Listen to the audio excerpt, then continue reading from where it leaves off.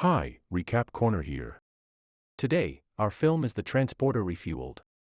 If you enjoy the video though, smash that like button and make sure you subscribe for videos. We begin in the French Riviera in 1995, where a group of young women, working as prostitutes, are on the streets looking for clients while being closely monitored by their pimps. Suddenly, a van arrives and a man steps out. One of the pimps warns him to move along, as they are working. "So am I," the man responds with a menacing voice, and then unloads his assault rifle at the pimps. Arkady Karasov and his allies, Yuri and Leo Imasova, keep shooting at the pimps and their working girls run away in fear. Karasov notices one of the pimps have survived and spares him, issuing a warning to tell his bosses that this area now belongs to them. Karasov then whistles in a van with his own girls, adorned with necklaces featuring a knife through a heart, symbolizing they are his property, drives up to the same street where the homicides have taken place. Anna, one of the girls, is obviously frightened by the events. As the chaos unfolds, Karasov's eyes fall upon one of the previous pimp's working girls, Misa, who is still standing where her bosses were just brutally murdered. Karasov approaches her, asking if she wants to work for him, to which she quickly agrees. Impressed by her willingness to comply, Karasov offers her a ride with him, implying that she will be treated differently from the others and will not be forced into prostitution. Without hesitation, Misa gets into the car, and Karasov barks out orders to the rest of his crew to get back to work. Anna, still standing on the street corner, tears streaming down her face, watches as the van drives away. 15 years later, Anna is seated in a luxurious restaurant, receiving a phone call. She informs the person on the other end that the plan is in motion. In a parking garage, a group of 6 thugs spot a sleek black Audi and approach it with the intent of stealing it. Frank Martin, noticing this, uses his phone to remotely open the front doors of the car, knocking 2 of the thugs off balance. The leader of the group demands that Frank hand over the keys, but he refuses. The thugs attack Frank, but he quickly dispatches them using his expert martial arts skills and their own weapons, including knives and a taser, against them. As he has the leader in a headlock, Frank glances at his watch, muttering, "You're going to make me late. I hate being late." He knocks out the leader, and gets into the car, driving away. Frank glances at his watch with a hint of frustration as he navigates through traffic. He can't help but feel a tinge of guilt for being tardy as he pulls up to the designated meeting spot. As he steps out of the car, he's greeted by his father Martin Sr., Ray Stevenson, who doesn't hold back in expressing his disappointment in Frank's punctuality. Frank tries to defend himself, insisting that he's only a few seconds late, but his father retorts that being late is being late. As they make their way to their destination, Frank inquires about his father's retirement plans, to which Martin Sr. replies that he'll be receiving a measly €791 per month in retirement benefits. Suddenly, Frank's phone rings with an unknown caller. His father questions if he's going to answer it, but Frank shakes his head, stating that he never uses the phone while driving. Xiao, growing impatient with Anna's tardiness, expresses her frustration to the 2 men in the hotel room. The accountant, who is responsible for handling Karasov's financial transactions, voices his own annoyance and suggests they begin without her. Just as tensions are rising, Anna finally arrives, prompting the group to proceed with their plans. "My thoughts exactly," Anna coolly responds as she unsheathes a silenced pistol from her bag and expertly takes out the accountant and his guard with precision shots to the head. She and Xiao then quickly set to work, laying out a trail of towels that lead out of the bathroom to the bodies. Next, Anna adds in the body of a dead independent prostitute in order to stage Xiao's death, ensuring to place Karasov's necklace on the corpse. They then douse the bodies with lighter fluid and ignite the fire using the running water from the dryer, ensuring that the bodies are burned beyond recognition. Frank and his father have dinner at his house. Frank asks what he has planned for the future. Martin Sr. He plans to buy a boat with the money he has saved up. Frank dryly comments on that despite his father working in water purification, he always worked in dangerous locations, implying that Martin Sr. used that as a cover to be a soldier/spy. Frank gets a call from the same unlisted number. Anna asks if he is willing to do a job. Frank says he doesn't take contracts over the phone and asks to meet. Anna says okay, and Karasov takes the call and listens intently as the voice on the other end explains the details of the accident involving the accountant. He can hear the panic and fear in their voice as they describe how the accountant and his bodyguard were found dead, and how they suspect that the accountant's death is linked to a rival gang. Karasov remains calm and collected, knowing that these kinds of situations are par for the course in his line of work. He listens as the caller explains that the rival gang is likely to come after Karasov and his associates next, and that they need to be prepared for an attack. Karasov nods and thanks the caller for the information before hanging up. Karasov and Maisa meet with Inspector Bektui, who shows them the charred remains of the 3 bodies, informing them that the first 2 have been identified. Karasov scoffs and asks why he's wasting his time showing them. Bektui then reveals the 3rd body, that of a woman, and asks if Karasov recognizes her as one of his girls. Karasov denies any involvement, insisting that he's a legitimate businessman. Bektui, however, points out that many in the force have enjoyed the company of Karasov's hostesses and that it would be difficult to make any accusations stick. Karasov makes it clear that if Bektui does try to accuse him, he better have an army with him. Frank goes to the Mediterranean bank and waits outside, keeping an eye on the time. At exactly 5 p.m., Anna arrives, carrying 2 large packages. Frank takes the packages and loads them into his car, before driving off with Anna as his passenger.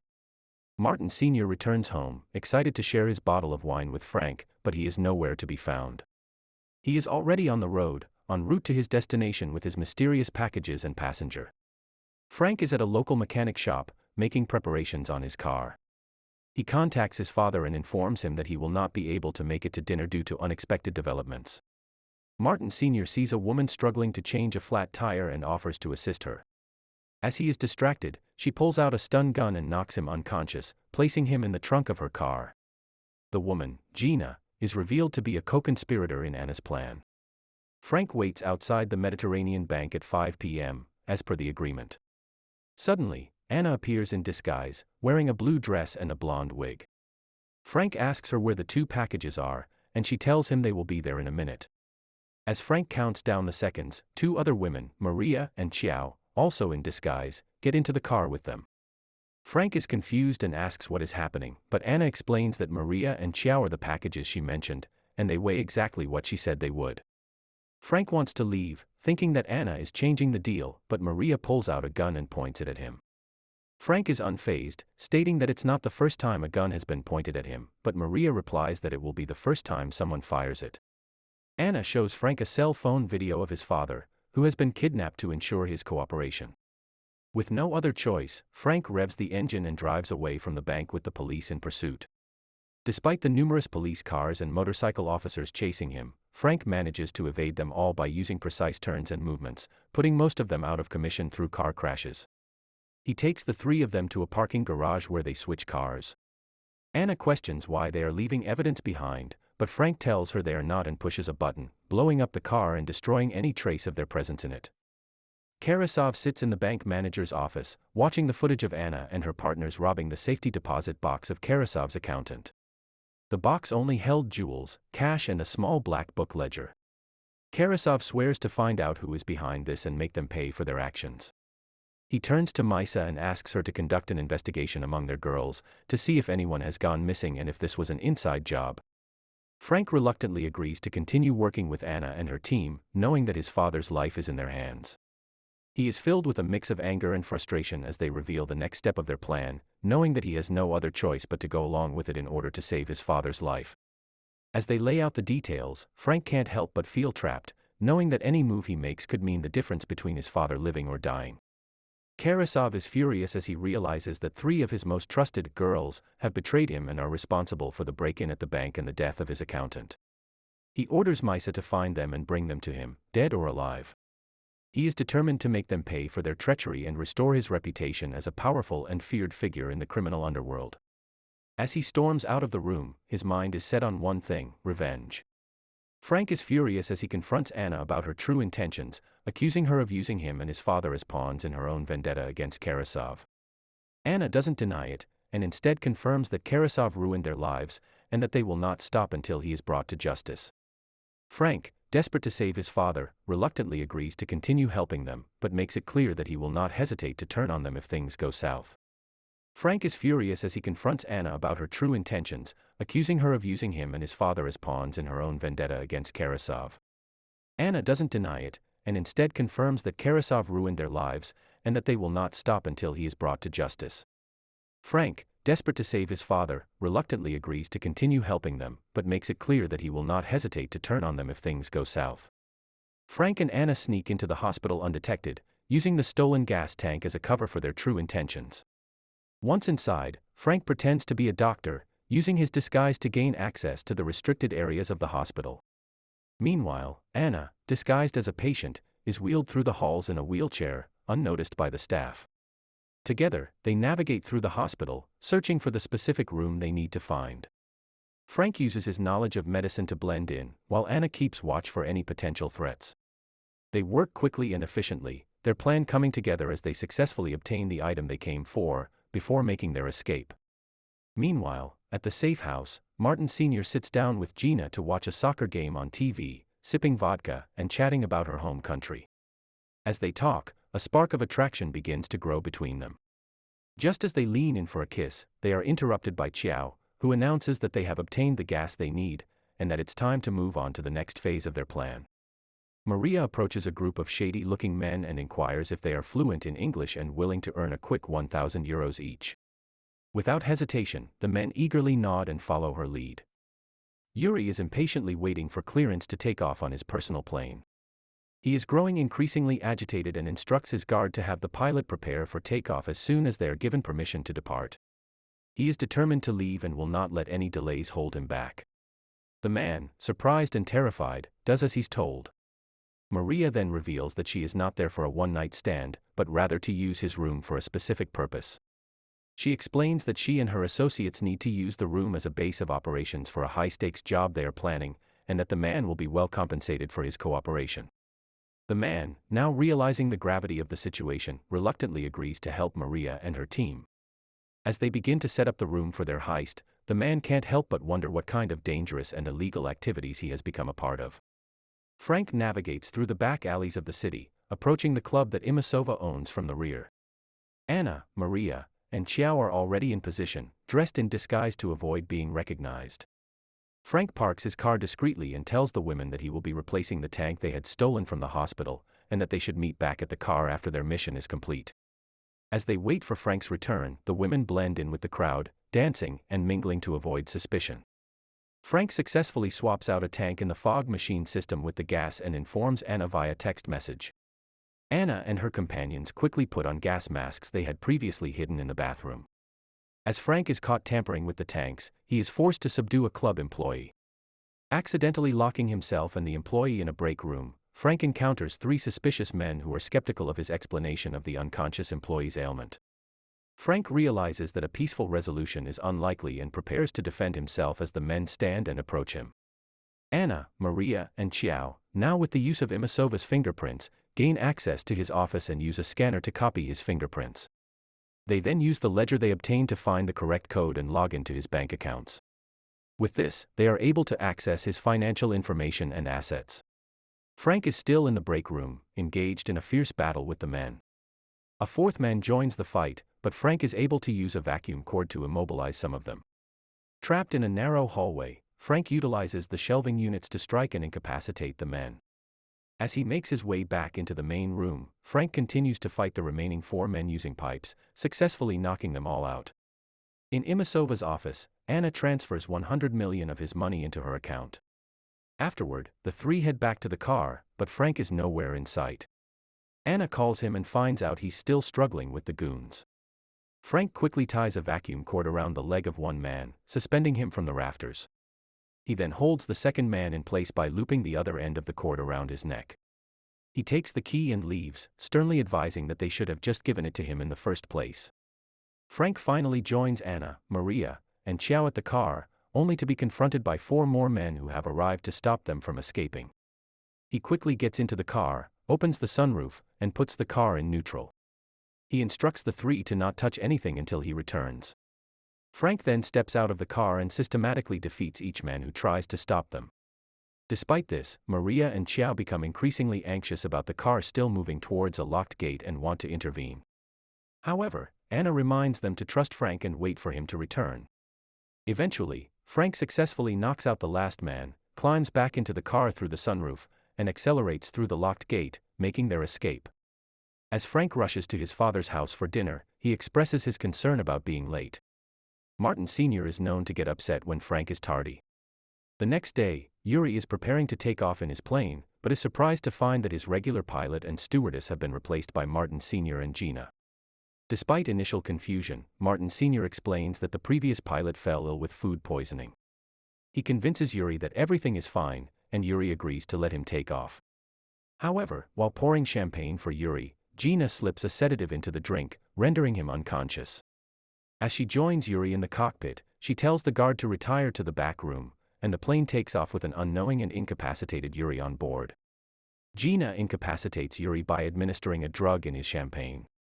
She then uses a scanner to obtain his fingerprints, allowing the group to access his financial accounts. She then contacts the gang holding the pilot hostage and releases him, providing them with the combination to a safe containing their payment. Martin Sr. feigns taking off in the plane, when suddenly Gina barges in and announces, "It's done."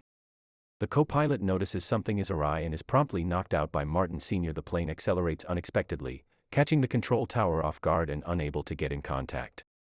Hurrying to the emergency exit hatch, Martin Sr. and Gina realize the speed of the plane will make escaping a fatal endeavor. He calls upon his son Frank, who is close by in the car with the other girls.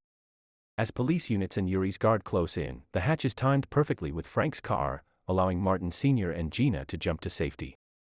Just as they jump, Gina is shot by Yuri's guard, causing Martin Sr. to return fire.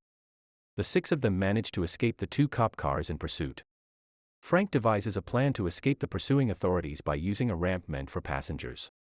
He expertly navigates the car onto the ramp, timing it perfectly to align with a tunnel leading back to the terminal. He speeds through the tunnel, racing through the terminal and making a dramatic exit through the main entrance, successfully evading capture. Karasov lays in bed with Misa, looking at an old military photo.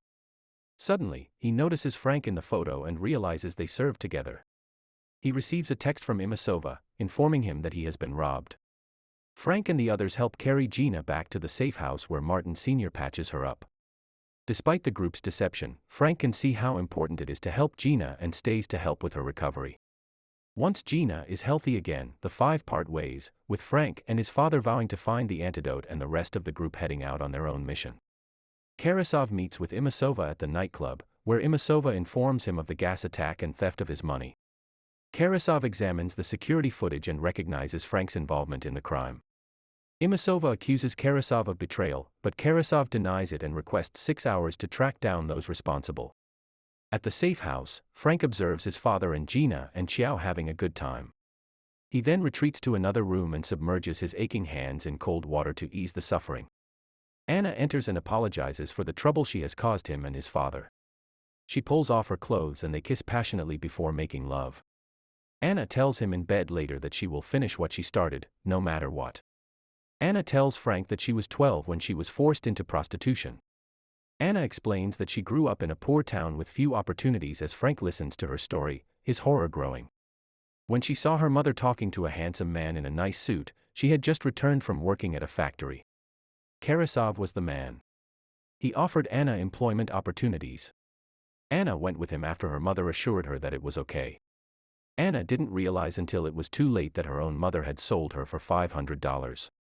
Anna will not halt Karasov's plan to destroy his entire empire because her family has betrayed her and Karasov has ruined countless lives.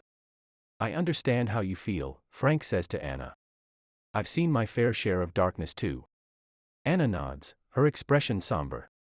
Frank gets ready to leave, helping his father out of bed. "Come on, Dad, it's time to go," he says. Martin Sr. reluctantly gets up, saying goodbye to Gina and Xiao. As they drive away, Frank and his father reflect on the harsh realities they have both witnessed, and how it relates to Anna and her friends' experiences. "It's a harsh reality," Martin Sr. says, expressing his empathy for the girl's predicament. He asks Frank what his plan is. Frank informs him that he intends to drop him off and then flee to Paris until the situation cools down. He wants to forget about the entire ordeal. Martin Sr. scolds him for turning his back on those who need his help, reminding him that it's not the kind of person he raised. Frank retorts that he has spent years trying to do the right thing, only for it to lead to his downfall due to corrupt forces. Martin Sr. responds, "That doesn't mean you stop trying to do the right thing."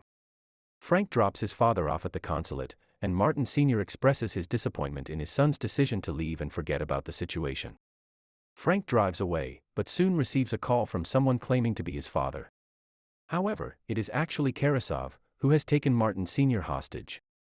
Karasov demands that Frank turn over the girls responsible for stealing from him, or else he will harm Martin Sr. Frank heads back to the safe house where he informs Anna, Maria, and Xiao of his father's kidnapping by Karasov.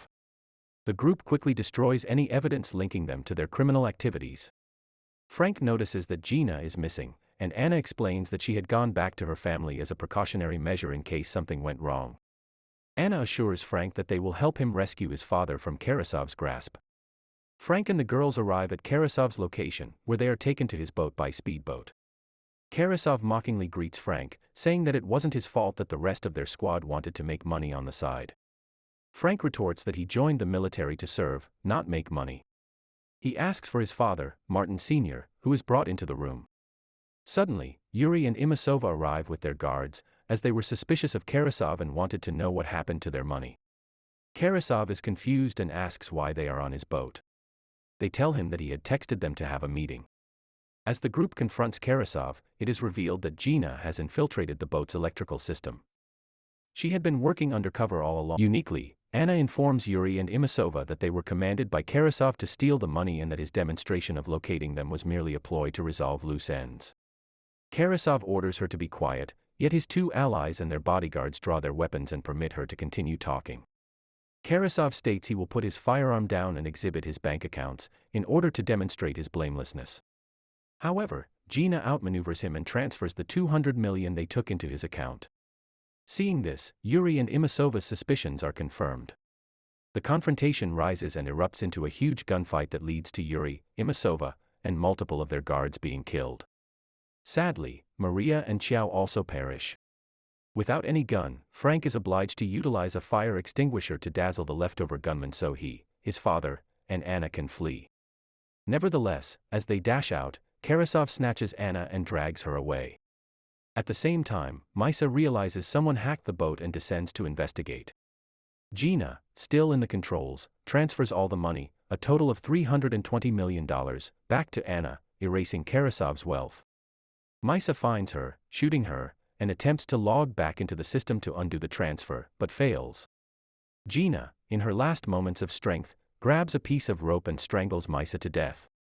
Martin Sr. discovers Gina and begs her to stay alive. She apologizes to him and passes away in his arms. Frank faces off against several of Karasov's men in a room filled with medieval weapons. He grabs a battle axe and fiercely fights one of the men, until the weapon eventually breaks. Frank then quickly grabs an orange flotation device and uses it to incapacitate the remaining men, leaving them stranded and unable to pursue him. Karasov pushes Anna onto a speedboat and speeds away, with Frank in pursuit. Frank quickly dispatches the goon on the deck, throwing him overboard. He jumps off the boat and lands on a jet ski, kicking off the goon already on it. Frank chases Karasov to land, where Karasov drags Anna into an SUV and knocks her unconscious. Frank drives the jet ski onto the sand and jumps off, kicking through the passenger side window and knocking Karasov out of the car. Karasov runs towards the cliffs with Frank in pursuit. Anna regains consciousness inside the vehicle, searching for a weapon. She discovers a gun and checks that it is loaded and ready for use. On the cliffs, Karasov and Frank engage in a fierce battle. They begin with hand-to-hand combat, but Karasov soon pulls out a knife and wounds Frank. The fight continues as Karasov attempts to bludgeon Frank with rocks. Frank, despite his injuries, manages to hold his own. Just as Karasov is about to deliver the final blow, Anna appears and shoots him 4 times in the chest. Karasov's lifeless body falls from the cliff into the sea below. Anna's screams echo through the air, expressing a complex mix of emotions, relief that it is finally over, but also a deep sadness and pain. Frank gets closer to Anna and tells her to put the gun down. He reminds her that her friends died for her, and Anna admits that she would have done the same for them. Frank then asks if whatever she wanted out of this was worth it. He tells her to go, and before she leaves, he kisses her one last time. Frank knows that Anna was the one who called Yuri and Imasova, and that she was responsible for Martin Sr.'s kidnapping, so that Frank would have no choice but to deliver them all to Karasov. Knowing that he must take responsibility for his actions, Frank is prepared to kill himself to erase any trace of what he has done. Anna breaks down and begs him to stop, but Frank stands firm. That's the deal, Frank confirms, looking at her with a mix of sadness and understanding. Anna takes a deep breath, tears welling up in her eyes. She looks at Frank for a moment longer before turning to leave. She gets in the car and starts the engine, glancing back at Frank one last time before driving away. Some time later, Martin Sr. is being questioned by Inspector Bektui. Martin Sr. denies any involvement in the recent events and is unable to provide any information on the person responsible for Karasov's death. Bektui is forced to release him due to lack of evidence. Frank is waiting outside the police station, reading a newspaper article about the death of Karasov and the downfall of his criminal empire. He turns to Martin Sr. and suggests they go get dinner and a nice bottle of wine. Martin Sr. agrees, nodding with a small smile. 1 month after her escape, Anna sits by her pool, her tablet in hand, as she scrolls through her bank accounts. She sets aside 75 million for the families of Maria, Gina, and Xiao, so they can never experience the hardships their daughters had to. She also sets aside 10 million for Frank and his father as a reward for their help. The last 75 million she keeps for herself, to ensure her future will be one of safety and serenity.